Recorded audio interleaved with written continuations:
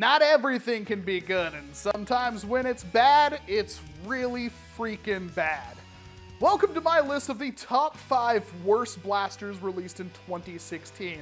And before you get your pitchforks and stuff out, I just want to casually remind you that this is, of course, my opinion, and just because my opinions don't necessarily coincide with yours, it doesn't make anybody more right than the others. I will give you my reasons why I think these are the worst blasters, and you can make your own educated decision from there. Don't go frickin' making the comment section an absolute cesspit because I said something you really liked is bad. Because my favorite blaster, one of my favorite blasters, is the Diatron, which was universally panned by basically everyone. They're wrong, but that's besides the point. Let's move on to the best of the worst. Starting off with an honorable mention, it is the Nerf rival Chaos. I know a lot of you were expecting me to throw this on my list, and it would be here, except for the actual blaster itself, and something I kind of figured would happen, is relatively good. In fact, a lot of people seem to really like it, especially when it's overvolted. You can get a nice, satisfying rate of fire out of it. The platform itself is really good, and Nerf has even come out with a rechargeable battery that you can buy for your Chaos that improves the performance, which is something Nerf never does, so there's a lot to love there. But the main problem is that it comes with a proprietary 40 dart or rival round magazine that you can't get another one of unless you buy another Chaos. And what was the price on that one? It was $70. So while the main blaster itself is very good, the main problem lies that, like, what's the point of having a detachable magazine for one blaster that you can't get duplicates of?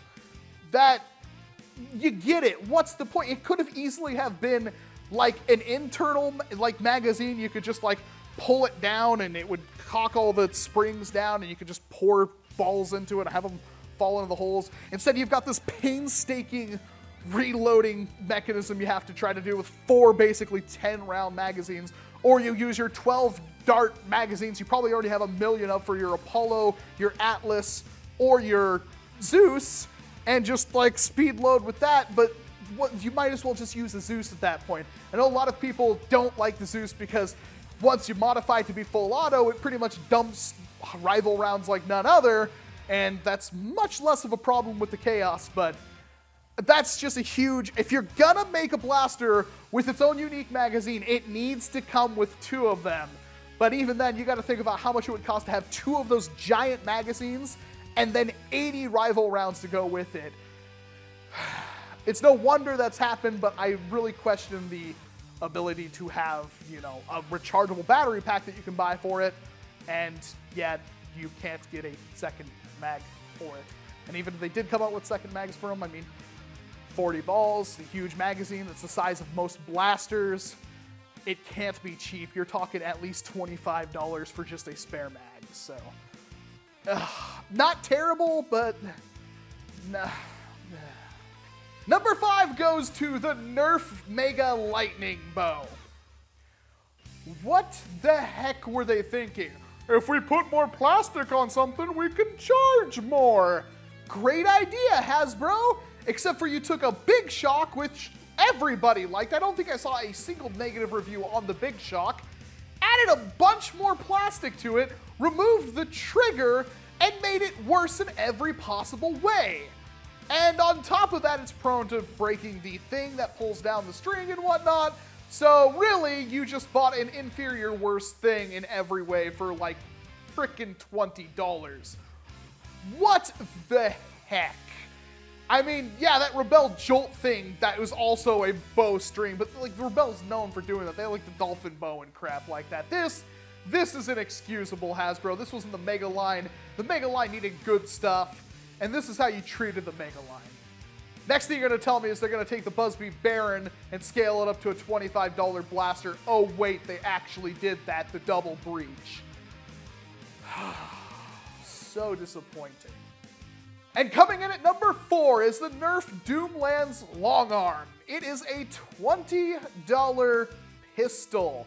But on top of that, it's a reshell of a far better $20 pistol because it's the reshell of the Spectre, which we had an End Strike Elite Spectre, which I believe was $20. It might have been $25, but last time I remember picking them up, they were $20. And it came with a stock and a barrel attachment that was a suppressor, which pretty much everybody always wanted before we had the modulus stuff. So really, the Longarm was completely redundant out of the gate. I mean, it is a $20 Spectre pistol. It's the same thing. No.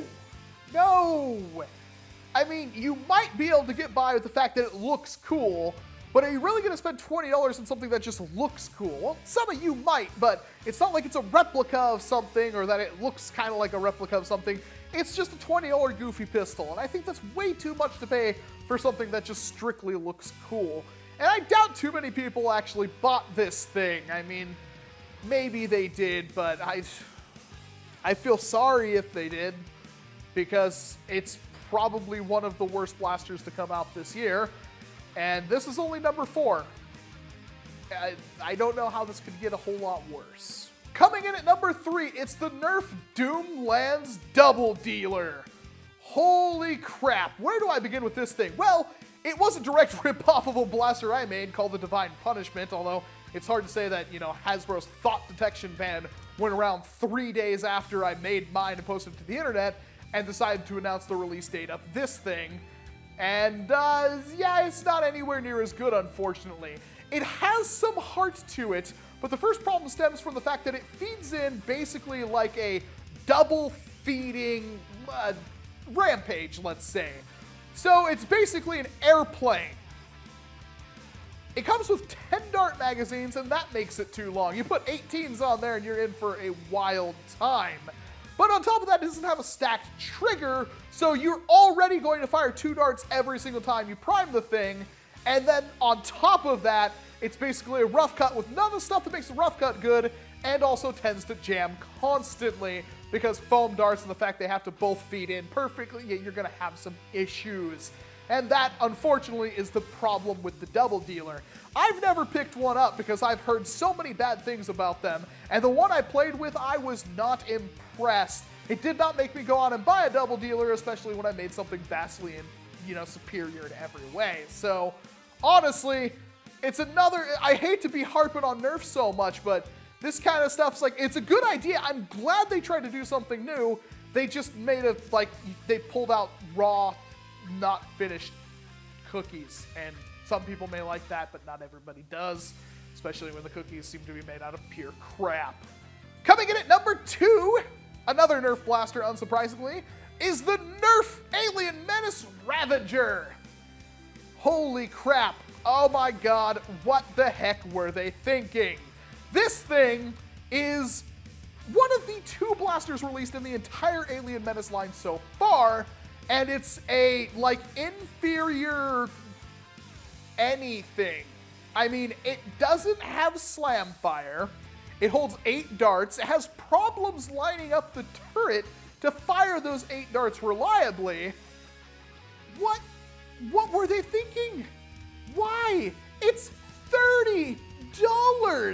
It's not even remotely worth that much in the plastic. It looks kind of cool, but it's so freakishly expensive, and on top of all of that, it barely functions. Why? This is the problem I had with Nerf this year.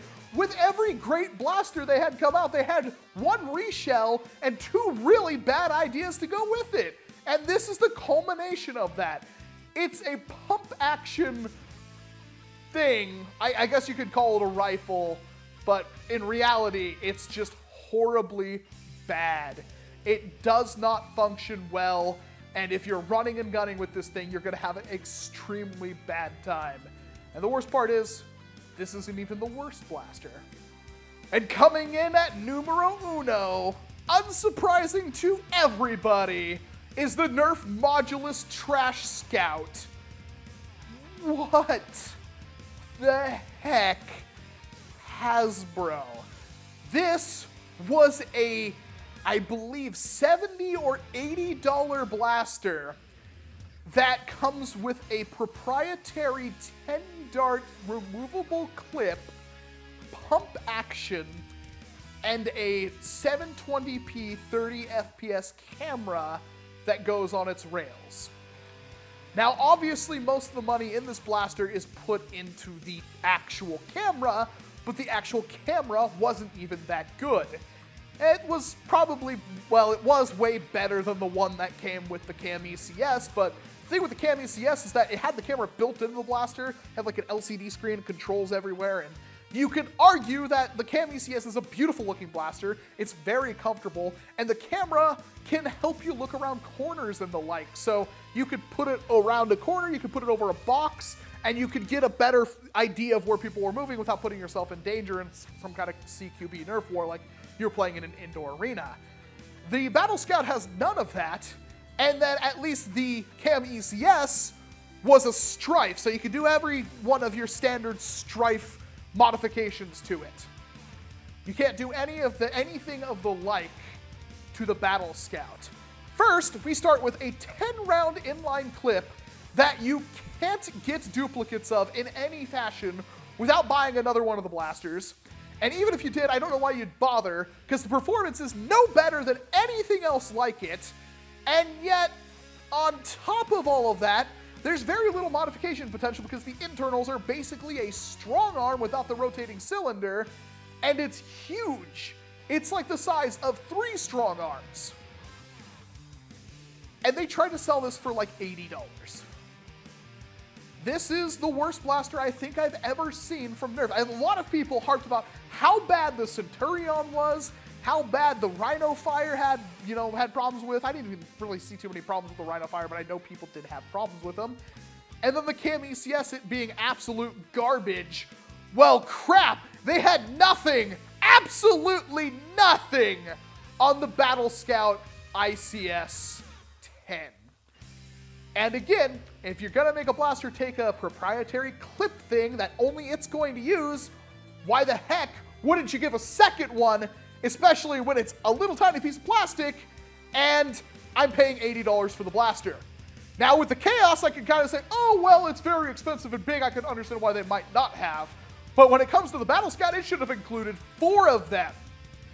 And the thing that gets me the worst is that the Stratobow kind of used a similar mechanism. Now the clip wasn't really that removable, but it was a 15 dart clip and it was very, very similar to what was in the Battle Scout. But they didn't even use the same clips there. Like, from a design standpoint, it was probably easier to do that than it would have been to make this 10-dart clip. What the heck is the point? I did not understand this at all, and even though I only paid like $16 for mine, the Battle Scout is one of the worst blasters I've ever gotten. Its only saving grace is that the shell looks kind of cool, so I can cut it up and use it for parts. I don't think it was hard enough on that thing. Let me know what you think about my top 5 best, worst blasters of 2016. I forgot which list this was for a second, because Battle Scout! Ah! Leave me your comments down in the comment boxes below. Hit that like button, or hit that dislike button. Now again, something you may really like the Battle Scout, but I've given you my reasons why I think it's trash. And while you may like it for other reasons, you're not going to get them, oh, I only need 10 darts. 10 darts is really good for me. $80, I had too much money in my wallet. It's not going to work. Nobody's going to work. I'm Walcom S7. Thank you very much for watching this video. If you have not seen my top 5 best blasters of 2016, go ahead and click on that video. And I hope to see you in an entirely different one.